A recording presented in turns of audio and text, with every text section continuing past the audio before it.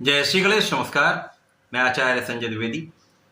मेरे समस्त प्रबुद्ध दर्शकों का मेरे चैनल पर हार्दिक स्वागत है।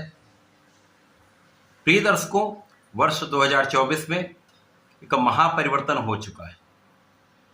देवगुरु बृहस्पति 1 मई को अपनी राशि का परिवर्तन कर चुके हैं तथा वर्तमान समय में दैत्य गुरु शुक्राचार्य की वृषभ राशि में गोचर करना प्रारंभ कर चुके हैं। क्योंकि एक बड़ा परिवर्तन है तथा 9 ग्रहों में गुरुदेव बृहस्पति सर्वाधिक बड़े ग्रह हैं जिनका गोचर काल 1 वर्ष के लिए होता है। 1 वर्ष के लिए ये वृषभ राशि में गोचर करेंगे तो निश्चित रूप से समस्त राशि के जातकों पर एक विशेष प्रभाव मिलेगा। अब ऐश्वर्य वैभव की राशि में होंगे तो निश्चित रूप से ज्ञान के कारक, समस्त मांगलिक कार्यों के कारक, विद्या बुद्धि धन कार्यक्षेत्र देने वाले गुरुदेव बृहस्पति जब ऐश्वर्य वैभव के स्वामी की राशि में होंगे निश्चित रूप से एक बड़ा लाभ देने जा रहे हैं। परंतु 6 मई से ये अस्त अवस्था में आ चुके हैं। अस्त अवस्था का अर्थ ये है जब भी कोई ग्रह 9 ग्रहों में राजा सूर्यदेव के प्रभाव में आता है तो वो अस्त अवस्था में आ जाता है। यहाँ पर अस्त अवस्था से डरने की आवश्यकता नहीं है, केवल समझने की आवश्यकता है। अस्त अवस्था एक ऐसी अवस्था है जब सूर्यदेव के प्रभाव में जो भी ग्रह आता है, सूर्यदेव के आभामंडल के कारण, सूर्यदेव के प्रभाव के कारण उस ग्रह का प्रभाव कुछ निर्बल दिखता है।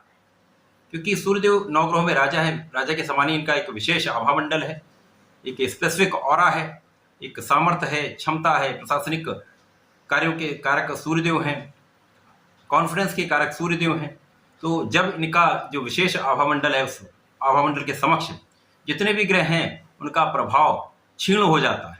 इसी को अस्त अवस्था कहते हैं। अस्त अवस्था में ये अर्थ बिल्कुल नहीं है कि जो ग्रह अस्त हो रहा है वो अपना कार्यकत्व त्याग देगा अथवा ये निर्बल अवस्था में आ जाए।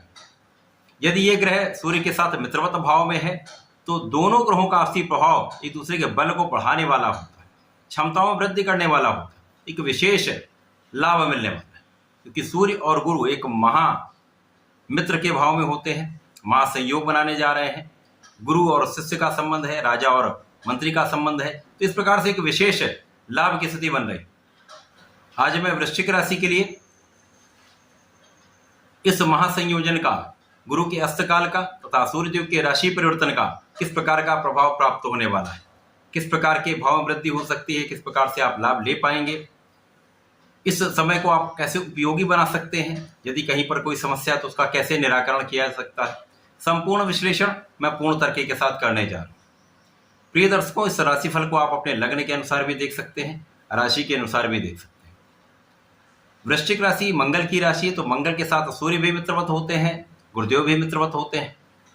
यहाँ पर यदि अवलोकन किया जाए तो वृश्चिक राशि के लिए गुरुदेव बृहस्पति धन भाव के स्वामी तथा पंचम के स्वामी है, अत्यंत विशिष्ट भाव के स्वामी है। इसी प्रकार से सूर्यदेव कर्म भाव के स्वामी, कर्मेश तथा धनेश का जो गुरुदेव बृहस्पति हैं, इसी प्रकार से गुरुदेव बृहस्पति ही ज्ञान, शिक्षा, संतान के कारक भी हैं और उसके स्वामी भी हैं। यहाँ पर उसके स्वामी होकर दोनों ग्रहों का आपसी संयोजन भी बनेगा। जब 14 मई से सूर्यदेव गुरु के साथ गोचर करना वृषभ राशि में प्रारंभ करेंगे तो महालाभ की स्थिति बनेगी। अब क्योंकि यहाँ पर अस्त अवस्था का प्रभाव भी है तो दोनों का समन्वित प्रभाव मैं आपको बताने वाला हूँ। यहाँ पर निश्चित रूप से वृश्चिक राशि के जातकों का लग्न अत्यंत प्रबल होने वाला है। वैसे भी ये एक एनर्जेटिक राशि है। ऐसे जातकों में ऊर्जा का स्रोत, ऊर्जा का प्रवाह बहुत अच्छा होता है। यदि इसको एक दिशा मिल जाए, सही दिशा में यदि ये ऊर्जा का प्रवाह हो जाए तो उसका महालाभ मिलता है। अब यहाँ पर गुरुदेव का प्रभाव सप्तम भाव में, केंद्र के भाव में समस्त ग्रहों का प्रभाव वैसे भी बढ़ जाता है। गुरुदेव मित्र के भाव में होकर सप्तम भाव में होंगे, यहाँ से सीधी दृष्टि का प्रभाव लग्न पर होगा तो यहाँ पर आपका प्रभाव तो निश्चित रूप से कई गुना बढ़ने वाला है तथा आपके ज्ञान में वृद्धि होने वाली, आपकी शिक्षा का भाव प्रबल होने वाला है, ज्ञान शिक्षा का पूर्ण प्रभाव आप पर होने वाला है। तो यहाँ पर आप एनर्जेटिक भी रहने वाले हैं, ज्ञानवान भी होने वाले हैं, आपके अंदर विवेक भी होगा तथा धैर्य भी होगा। क्योंकि वृश्चिक राशि के जातक में क्रोध का स्वभाव भी होता है, जल्दीबाजी का एक स्वभाव भी होता है। तो यहाँ पर आप बहुत नियंत्रित रहेंगे। जब सूर्यदेव का भी प्रभाव मिल जाएगा तो आपके अंदर क्षमता भी बढ़ेगी, आपके बल का संपूर्ण उपयोग सही दिशा में होगा तथा यहाँ पर आपका नेतृत्व अत्यंत श्रेष्ठ होने वाला है। जब मंगल का पराक्रम साथ में होता है, सूर्य का की दूरदृष्टि होती है, सूर्य का नेतृत्व होता था, गुरु का ज्ञान होता है, तो श्रेष्ठ लाभ मिलता है। यहाँ पर वृश्चिक राशि के लिए अत्यंत श्रेष्ठ स्थिति बन रही। यहाँ पर गुरु का अस्तकाल 6 मई से प्रारंभ होगा, 1 जून तक चलेगा। मुख्य रूप से यहाँ पर ये अस्त का प्रभाव मिलेगा, परंतु जब ये मित्रवत भाव में होंगे तो यहाँ पर आपके यश वृद्धि का योग बन जाएगा। अब अस्त क्या होने वाला है, अब यहाँ पर जो मंगल यहाँ पर क्षीण अवस्था में है, राहु के साथ निर्बल प्रभाव में है, वर्तमान समय में मीन राशि में गोचर कर रहे हैं, जो ज्ञान का भाव है, तो यहाँ पर ज्ञान के भाव की जो निर्बलता है उसका अस्त होगा, क्योंकि गुरु की राशि में है, तो ये निर्बल प्रभाव अस्त हो जाएंगे। तो आपका ज्ञान भी अच्छा रहने वाला है, शिक्षा में एक अच्छा लाभ आप लेने वाले हैं। संतान के स्वास्थ्य में जो समस्याएं आ रही थी उनमें कमी होगी, अर्थात संतान स्वस्थ रहने वाली है, संतान एक अच्छा कार्य करने वाली है, जिसका भी आपको लाभ मिलने वाला है। यहाँ पर केवल प्रेम संबंधों में विवाद की स्थिति बढ़ सकती है, उसके कारण आप तनाव में आ सकते हैं। तो यहाँ पर ऐसे समय में इस प्रेम संबंधों से आपको बचना ही चाहिए। इसके साथ ही साथ गुरु का प्रभाव आपके कार्यक्षेत्र को प्रबलता देने वाला है कि कार्यक्षेत्र के स्वामी के साथ ही गोचर होगा।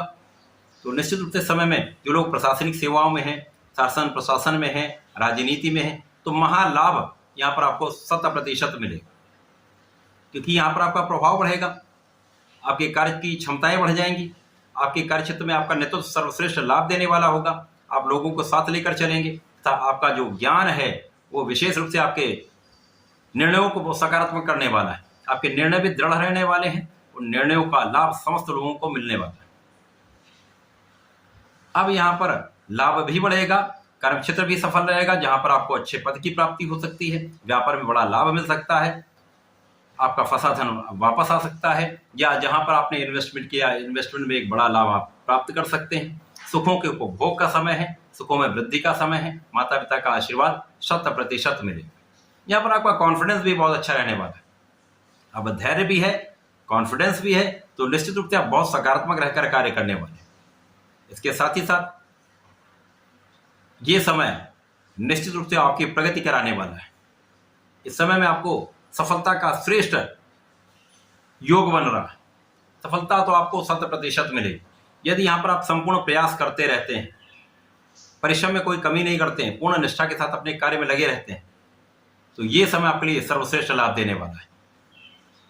अब वृश्चिक राशि है, यहाँ पर अभी वर्तमान समय में मंगल कुछ पीड़ित चल रहे हैं। जब मंगल वहां से गोचर करके अपनी राशि में जाएंगे तो यहाँ पर इनका प्रभाव कई गुना बढ़ जाएगा। तो ये समय आपके लिए अच्छा है, केवल कुछ चीजों का ध्यान रखेंगे तो कहीं कोई समस्या नहीं आएगी।